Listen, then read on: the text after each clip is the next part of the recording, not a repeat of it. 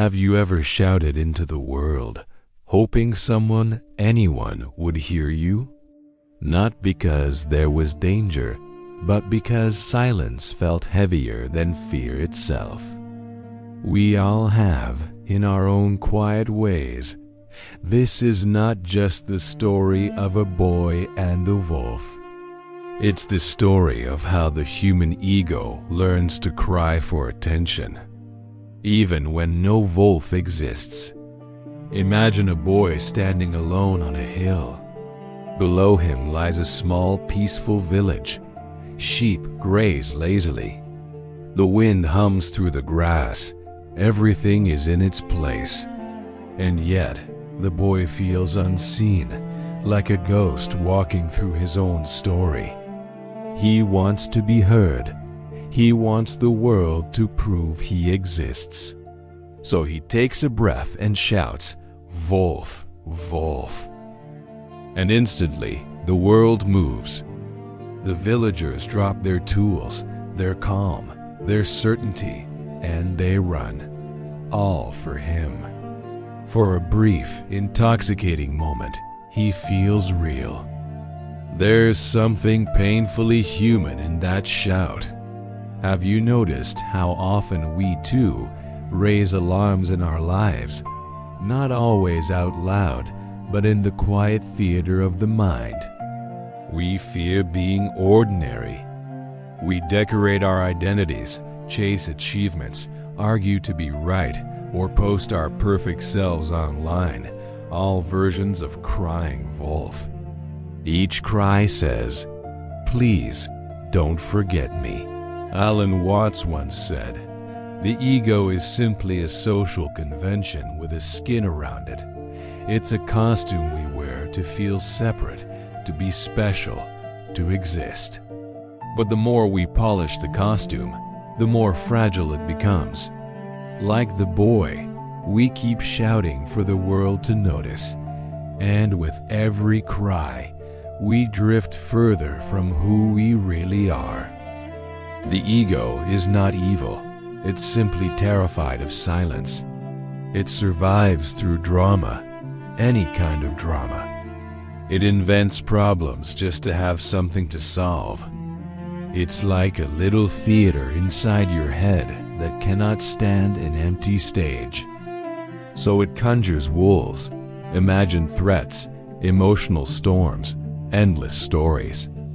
And you, the watcher, forget you're in a theater. You take your seat in the front row, crying, fighting, defending, until you mistake the play for life itself.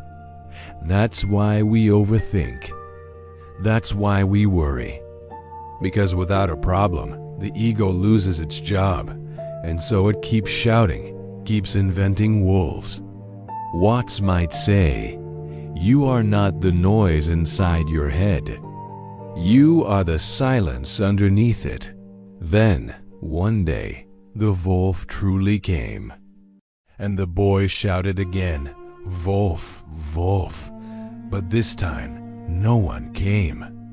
The echo of his voice vanished into the indifferent hills.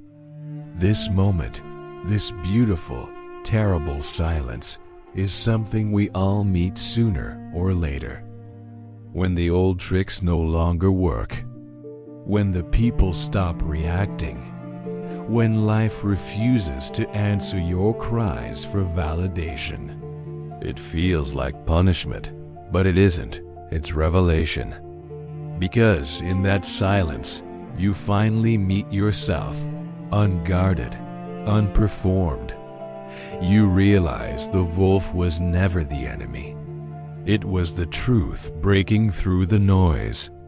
So what happens when you stop crying wolf? The world doesn't vanish. It softens. You begin to see that life has always been whispering, quietly, patiently, underneath the noise you made. When you stop chasing recognition, you start recognizing. When you stop controlling, things start flowing.